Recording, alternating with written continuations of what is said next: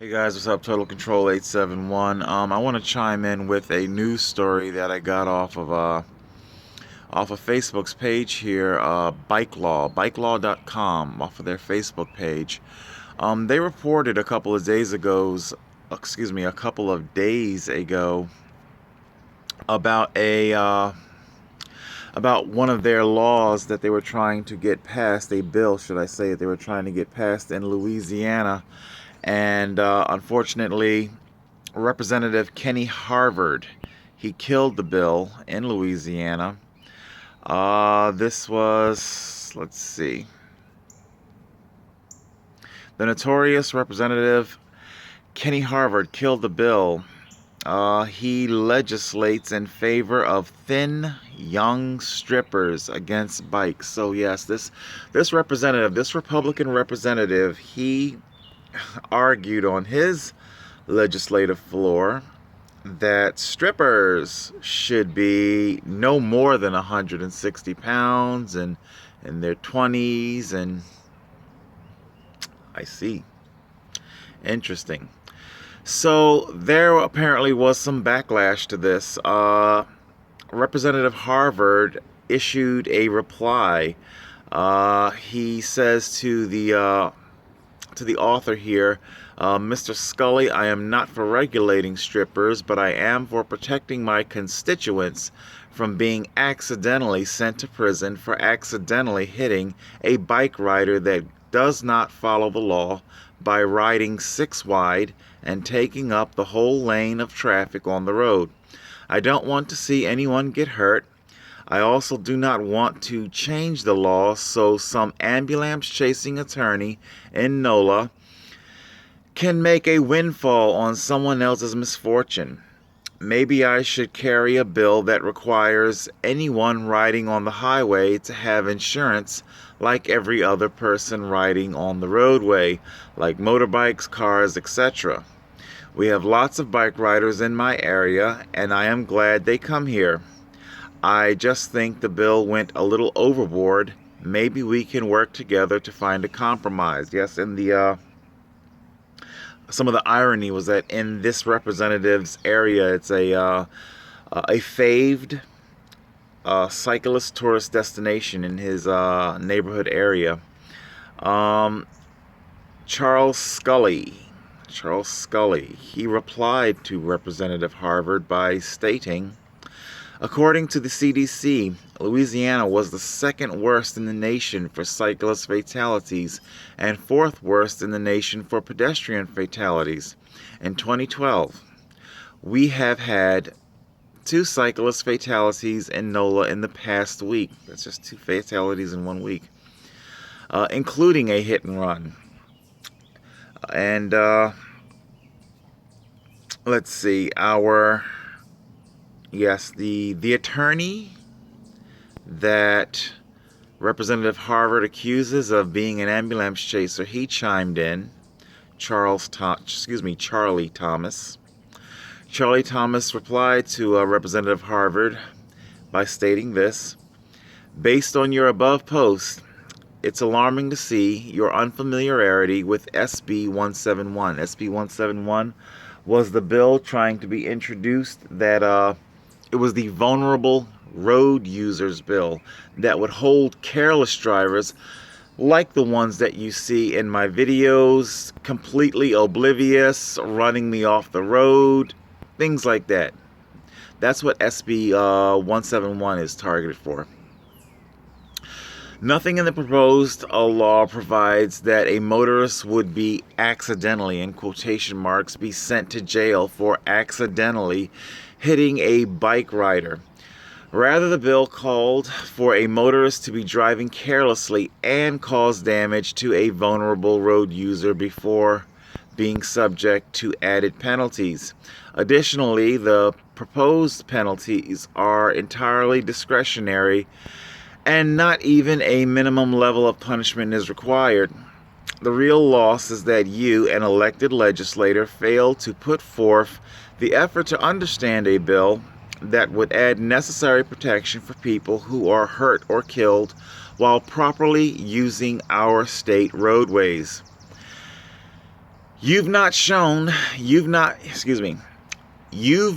shot down this bill before taking the first step of reaching out to those who this bill was meant to protect. We suggest that you learn more about bicycle policy and safe roadway practices, as well as reading the text of the proposed legislation before grandstanding on and voting down a bill that would ultimately make our roadways safer for all users. And very much indeed, in Donald Trump fashion, Representative Harvard chimes in and doubles down on his foot in mouth moment.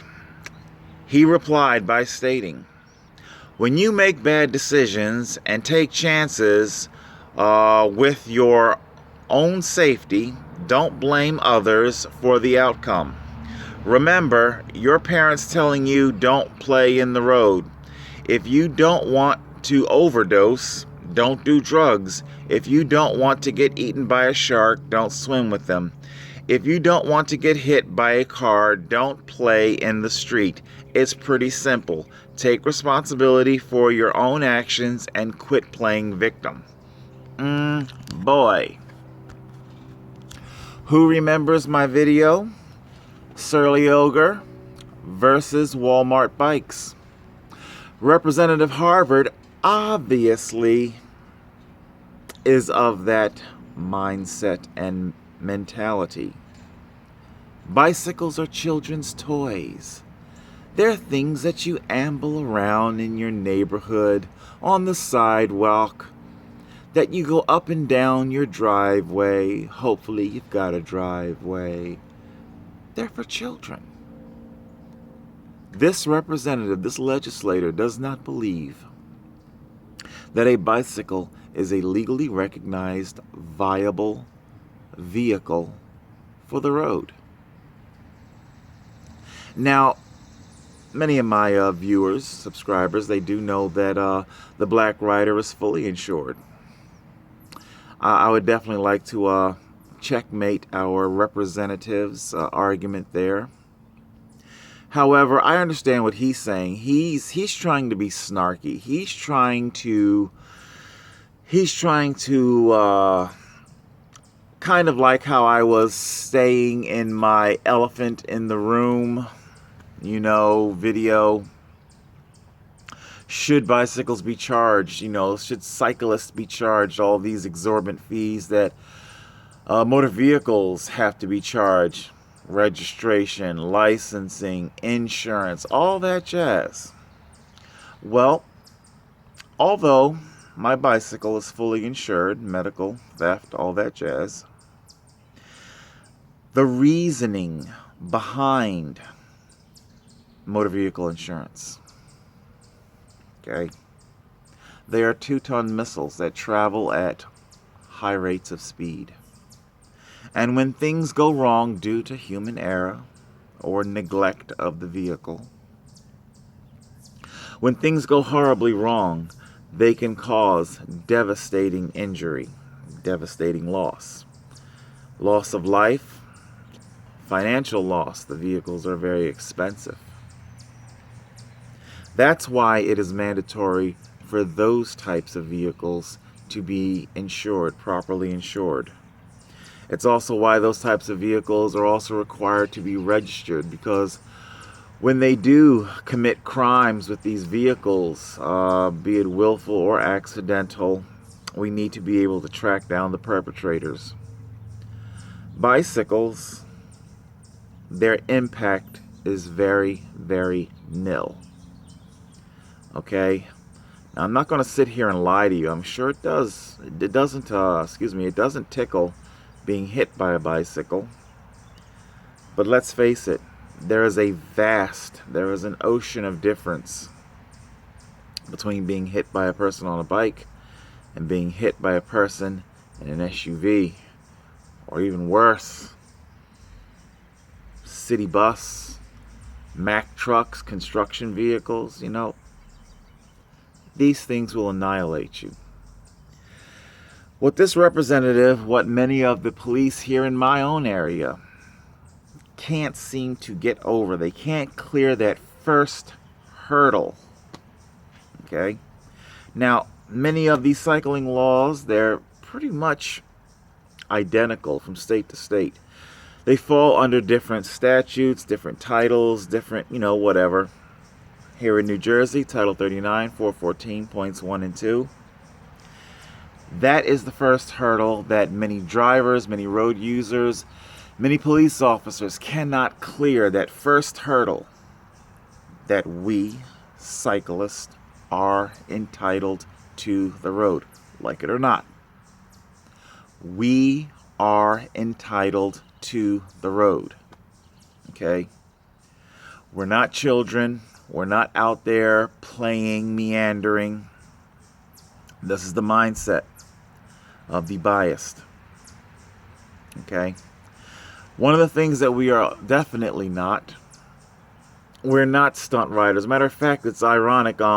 My insurance carrier, Velosurance, they just posted on their Facebook page a mountain biker hopping over these precipice, gorge, whatever, and their last attempt almost ended in absolute calamity and fatality.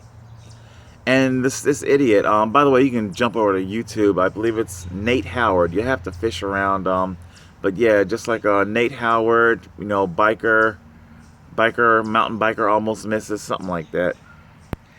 And it's only like 59 seconds long. It's a real short thing.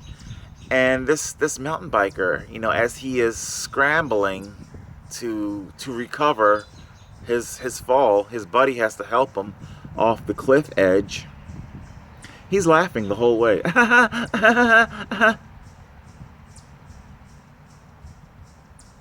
He took a risk.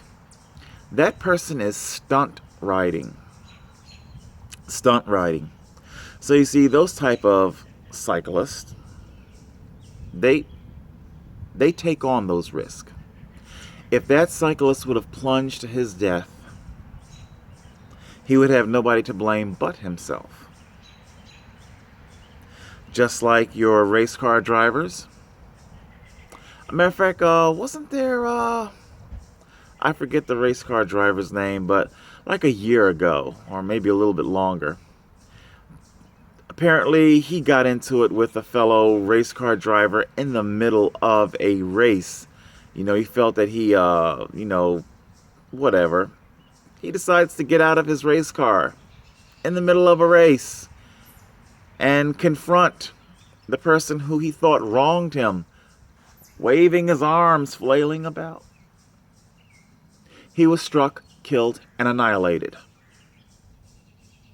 Getting out of your car in the middle of a race circuit. Cars going 200 plus miles an hour. Yeah. You're the fool. But cyclists, vehicular cyclists such as myself, we're not risk takers. Granted, everybody takes a risk when you step outside your door, okay? There's risk in everything in life. Because I want to put it in perspective. Risk in everything. When you step outside your front door, everybody takes a step. If you just want to simply walk down your sidewalk to the corner store, you're taking a risk. You don't really know what's going to happen. But my arguments have always been about mitigating these risks, and that's why we have laws that mitigate these risks. So, vehicular cyclists, we're not stunt riders. We're not Danny Macaskill. If you wanna see some daredevil shit, check out Danny Macaskill, Macaskill. Check out his YouTube page. Jesus Christ will have you on the edge of your seat, heart in your throat. That is a stunt cyclist. Matter of fact, his constituent, his very good friend, Martin Ashton, he met with absolute tragedy about a year ago. While performing some of his stunt cycling, he fell and he is now paralyzed from the waist down and confined in a wheelchair. I'm sure, like anybody with a debilitating physical disability, he has his good days, he has his bad days, but overall, Martin Ashton is not a angry, bitter person over what has happened to him. He understood. He understood the risk of what goes along with that type of cycling. He understood the risk. It's also why I said in the Egg Harbor Township Tilton Road unlawful stop and ticket, infrastructure mitigates these risks. I believe it was in, I might be a little bit off on my date here, 1917 in the state of Michigan, the original Dead Man's Curve. Motorists were, there was a lot of fatalities at this curve. And after much ado, it was determined that all you had to do was paint a line, because that's what the story was about. The very first painted lines on roads, the very first time in recorded American history that we painted lines on roads. And in, state of Michigan, this Dead Man's Curve, once it was clearly defined, this is my lane, this is your lane. This lane goes this way, that lane goes that way. Once it was clearly marked out, all of a sudden the fatalities, the head-on collision fatalities as traffic tried to come around this, this bend, this curve, because you couldn't see on the other side because of poor line of sight, all of a sudden these head-on collisions were completely averted. Once everybody knew what lane they had to be in, the fatalities dropped dramatically. So it wasn't that the motorists were daredevil race car drivers. No. They just simply needed better infrastructure. And we cyclists, we're not daredevil cyclists like Danny McAskill and Martin Ashton. No. We're just simple road users. Vehicular cyclists, anyway. We're simple road users who want our fair share of the road. And when infrastructure is not there to support us, like a painted shoulder, well then, unfortunately, lane control becomes the necessary default to clear the segment of the road until infrastructure resumes, thus enabling us to relinquish lane control. So there you go, people. These are your legislators. They are the blockheads. They are, what can I say? The stupid isn't just simply confined to Donald Trump. All right, people. Hopefully it's been informative. Total Control 871.